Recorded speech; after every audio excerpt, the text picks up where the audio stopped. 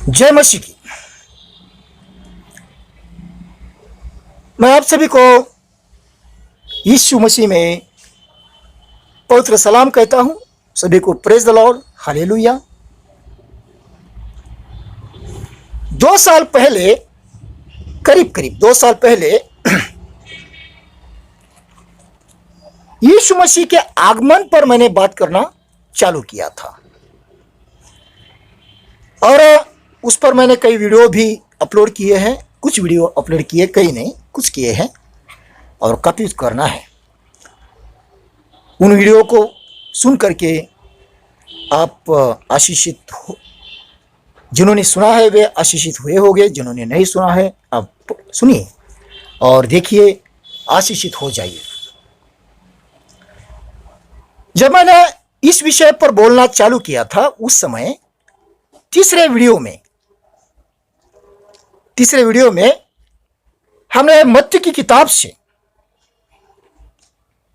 पढ़ा था और चेलों ने, यदि आप मत्ती की किताब उसका वैसे मत्ती, मरकुस और लूका, इन तीनों में भी ये प्रश्न है, लेकिन मत्ती की किताब आप पढ़िए, वहां पर तीसरे वचन में 24वां अध्याय 24 चैप्टर और उसका तीसरा वचन 3rd वर्स, उसमें चेले यीशु मसीह को एक प्रश्न पूछते हैं। वे कहते हैं कि ये बातें कब होगी और तेरे आने का चिन्ह क्या है और जगत के अंत का चिन्ह क्या है।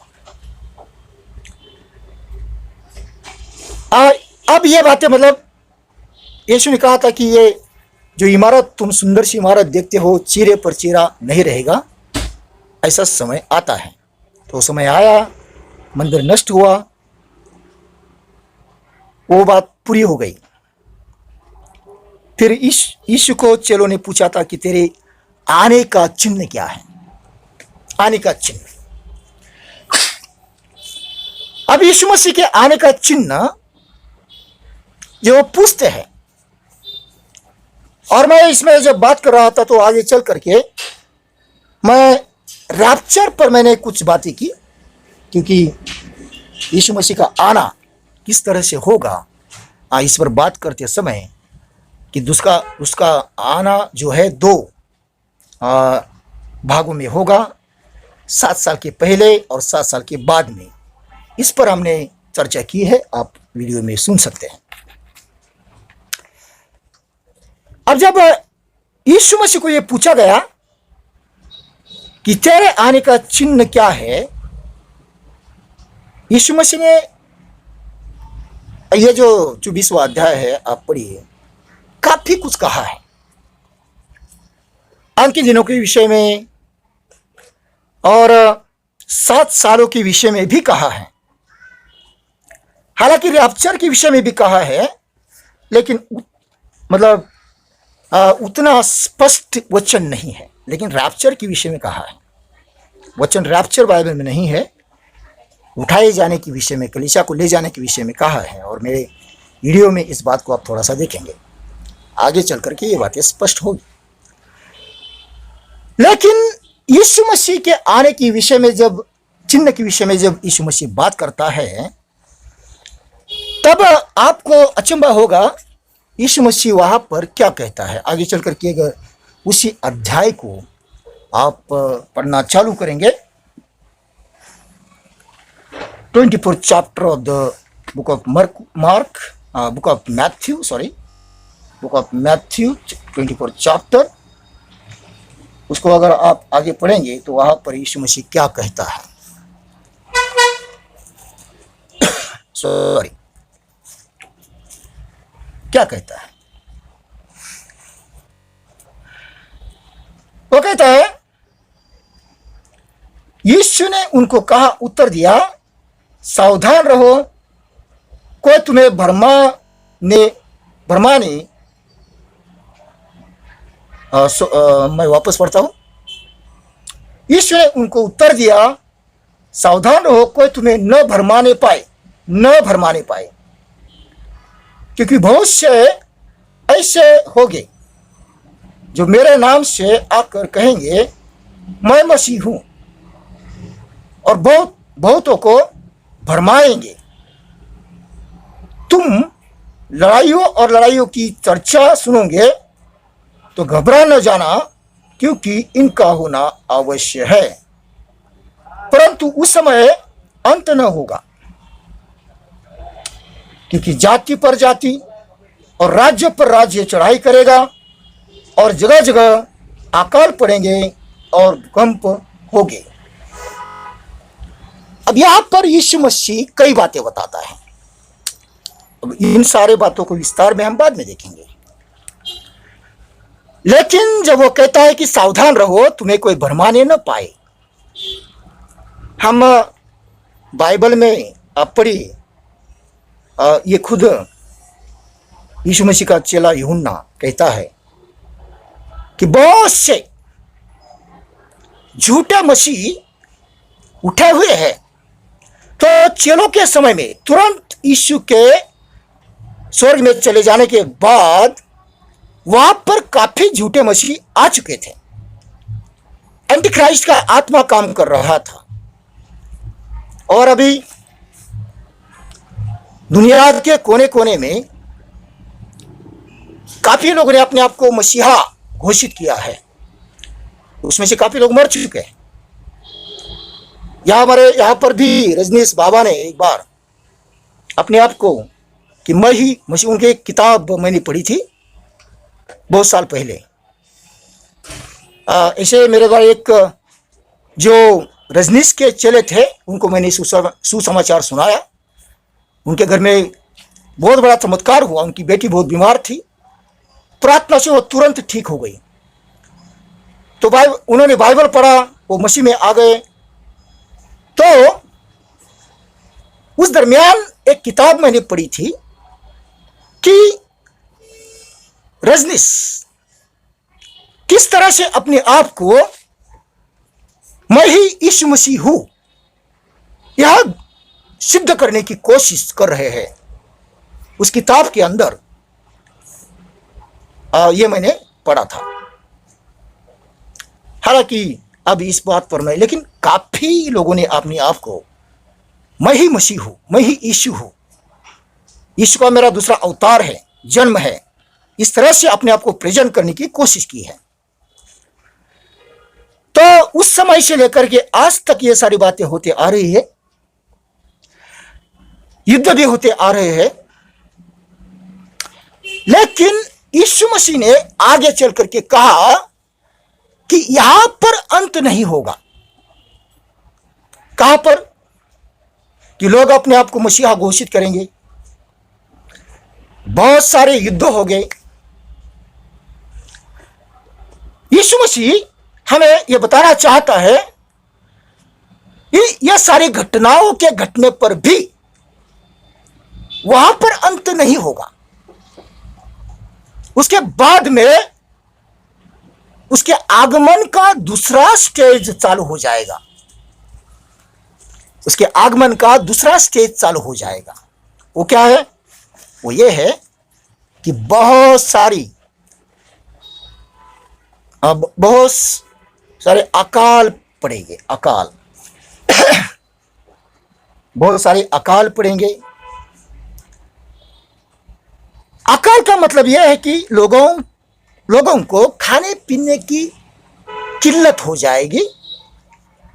लोगों के पास में खाना पीना नहीं बचेगा, नहीं रहेगा। उसके कारण केवल बारिश का न होना नहीं होगा, अकाल पड़ेगा। मतलब यीशु मसीह कहना चाहता है कि लोगों को अनाज नहीं मिलेगा, लोगों को खाने को नहीं मिलेगा। कई लोग बिना भोजन के, बिना खाए पिए भूखमरी से मर जाएंगे। इस तरह से प्रभु यीशु मसीह कहना चाहता है। जब पहला महायुद्ध हुआ, दूसरा महायुद्ध हुआ, उस समय में भी काफी लोग भूखमरी से मर गए। लेकिन उस समय के युद्ध जो है, हालांकि उस समय भी काफी बॉम्ब वगैरह डाले गए, लेकिन उस समय इतने भयानक बॉम्ब नहीं थे। आज की इकोनॉमी जो है, आज की इकोनॉमी इंटरनेशनल मार्केटिंग के ऊपर चल रही है। व्यापार जो इंटरनेशनल कंपनियां व्यापार करती है उस पर चल रही है। आप देखिए, अभी रशिया और यूक्रेन का युद्ध हुआ, उससे काफ़ी देशों में महंगाई बढ़ गई। आज के हमारे देश की महंगाई अगर हम देखते हैं तो आसमान को छू रही है। 8-9 महीना पहले जो चीज़ 10 रुपए में मिलती थी, आज वो 50 रुपए में मिल रही है। खाना पीना बहुत ही मुश्किल हो रहा है। यह अकाल का पहला कदम है। यदि इसमें और 2-3 लड़ाइयाँ हो जाती है और 2-3 युद्ध कोई देश लड़ते हैं, ऐसा ना हो, हम अपने देश के लिए प्रार्थना करेंगे कि हमारा देश युद्ध में शामिल न हो कहीं। लेकिन जिस तरह का चाइना का रवैया है, कह नहीं सकते कि क्या हो सकता है। और भी कई देश बिल्कुल आमने सामने खड़े हैं। ऐसे अगर 4-5 युद्ध हो जाते हैं तो संसार में महंगाई बहुत बढ़ जाएगी, और उससे क्या होगा कि काफी देशों के अधिकतर लोग या तो भूखे पेट रहेंगे या फिर उन्हें बहुत कम खाना मिलेगा, या फिर आधे पेट ही उनको रहना पड़ेगा महंगाई के चलते। तो यह भी एक अकाल का ही प्रमाण है। और यदि महायुद्ध होता है तो मैं आपको एक बात बताता हूं। जब गद्दाफी लीबिया के अध्यक्ष मारे गए, उस रात को मुझे एक ख्वाब गिरा और मैंने ख्वाब में देखा कि लीबिया के अध्यक्ष मारे गए हैं, और दूसरे दिन मुझे वो न्यूज़ मिली। तो मैं बड़ा शौक में चला गया, यार मुझे ख्वाब गिरा तो परमेश्वर ने मुझे स्वप्न से क्यों बताया कि गद्दाफी साहब जो है वो पकड़े जाएंगे और मारे जाएंगे। मैंने उस पर प्रार्थना चालू की। जब मैंने उस पर प्रार्थना चालू की तब मुझे एक दृष्टांत मिला, जो दानियल की किताब में जो मूर्ति है और मूर्ति का जो धातु है, वह धातु उसके जो इंचेस के अनुसार संसार के युग को परमेश्वर ने तय किया था। हम जानते हैं कि सिर जो है वह सोने का है, और हम उस मूर्ति का जो हाथ और ये जो भाग है वो चांदी का है, और पेट और थोड़ा नीचे का भाग जो वो पीतल का है, और उसके बाद में लोहे का है, और उसके बाद मिट्टी और लोहा है। और मिट्टी और लोहा जो है वो कुछ जगह पर राजशाही, कुछ जगह पर मिलिट्री लॉ, कुछ जगह पर जो है मुस्लिम लॉ, कुछ जगह पर जो है वो कम्युनिज्म, और कुछ जगह पर मतलब काफ़ी जगह पर जो है वो डेमोक्रेसी, इसको वो दर्शाता है। अर्थात लोगों द्वारा चुनी हुई सरकार और नियुक्त की गई सरकार, जो नियुक्त की गई सरकार है वो लोहे के समान है। कम्युनिज्म, राजशाही, और जिसे कुरान का मुझे अभी याद नहीं आ रहा है, तो हमेशा मैं बोलते रहता हूँ, अभी मेरे दिमाग से निकल गया, सीरिया कानून, यह सारे लोहे को दर्शाता है। तो प्रभु ने मुझे कहा उसके इंचेस के अनुसार यह समय तय है। तो सारे संसार से अब डेमोक्रेसी धीरे धीरे नष्ट हो जाएगी, ऐसे प्रभु ने मुझे कहा, और उसके प्रमाण हमें अब देखने को मिल रहे। यदि आप विश्वास करेंगे और थोड़ा सा गौर करेंगे तो हम भी उसी और अग्रसर हो रहे हैं, हमारे कदम भी उस और चल रहे हैं हमारे देश के। तो भाई और बहनों, अब क्या है कि अकाल ये दूसरे स्टेज, यीशु मसीह के आने का जो पहला चिन्ह और दूसरा चिन्ह, तो दूसरे चिन्ह का पहला स्टेज जो है अकाल है। क्योंकि युद्धों के बाद में अकाल आ जाता है, बारिश नहीं गिरती तो अकाल आ जाता है। युद्ध के बाद में महंगाई बढ़ जाती है, तो बिना मतलब बारिश आए न आए, लेकिन अनाज कम हो जाता है, महंगाई बहुत बढ़ जाती है, तो लोगों का खाना पीना मुश्किल हो जाता है, फिर बीमारियां फैलेगी। उसका पहला प्रमाण हमने देखा क्या, ये जो कोरोना आया था, नहीं क्या, ये दो चीजें यीशु मसीह के आगमन के जो चिन्ह है, उन चिन्हों में ये पहला है कि अकाल, बीमारियां, और उसके बाद में है सामाजिक परिवर्तन। वैसे सामाजिक परिवर्तन काफी सालों से हो रहा है, इस पर हम जरूर बात करेंगे। लेकिन अब हम आने वाले दिनों में हो सकता है कि बहुत ज्यादा युद्ध देखेंगे, और जो मैंने अभी कहा कि इंचों के समान, इंचों के अनुसार, धातु के इंच के अनुसार उन साम्राज्यों को समय दिया था।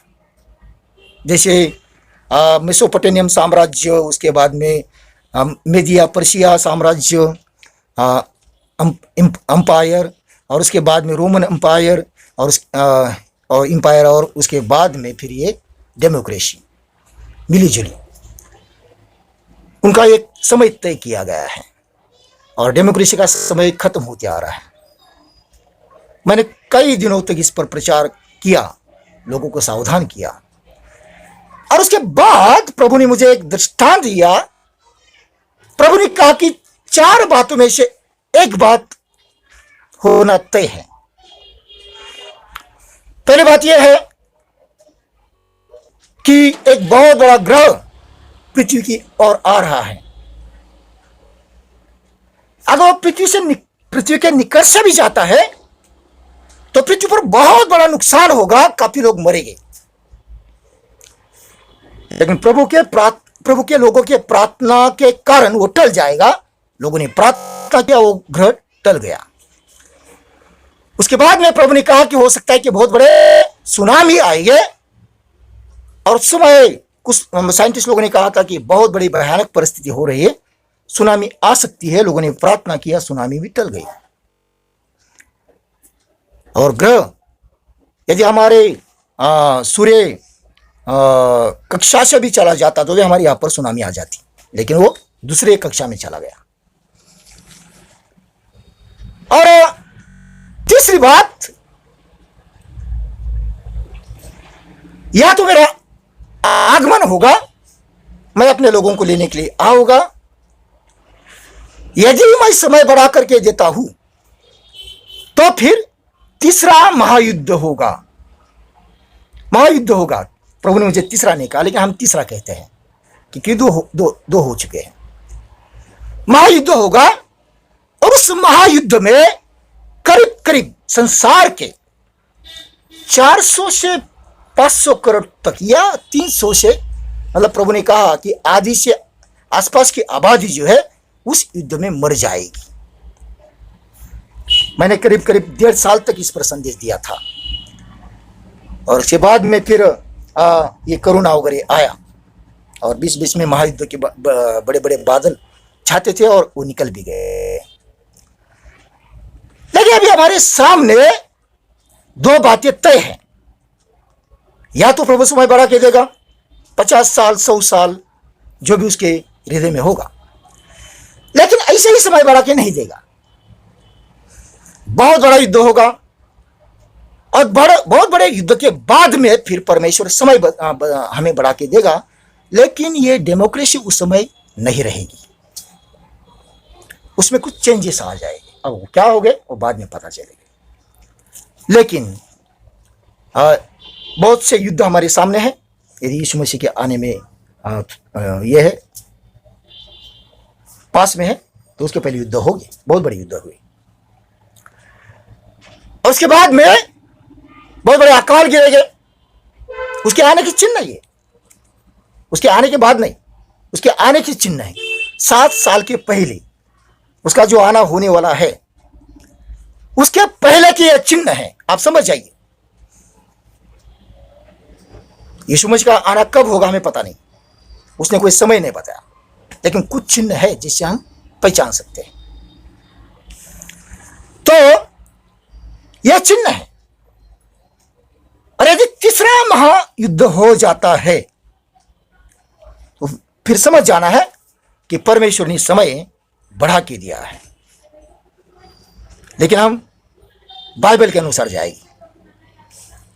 तो उसके आने के चिन्हों में पहला जो युद्ध है और दूसरा जो है अकाल, भूखमरी, बीमारियां, इनका बहुत बड़े प्रमाण में आ जाना और उसकी शुरुआत हो चुकी है। इस पर हम आने वाले दिनों में और अधिक स्पष्ट करने की कोशिश करेंगे और सामाजिक चिन्ह क्या है उस पर भी ध्यान देंगे। आप बाइबल को ढंग से पढ़िए और यीशु मसीह के आगमन के लिए अपने आप को तैयार रखिए। यदि महायुद्ध हो जाता है, अगले वीडियो में मैं थोड़ा सा वो भी बात बताऊंगा कि उसमें कौन बच सकते हैं, मुझे प्रभु ने क्या कहा था। प्रभु आपको आशीष दे।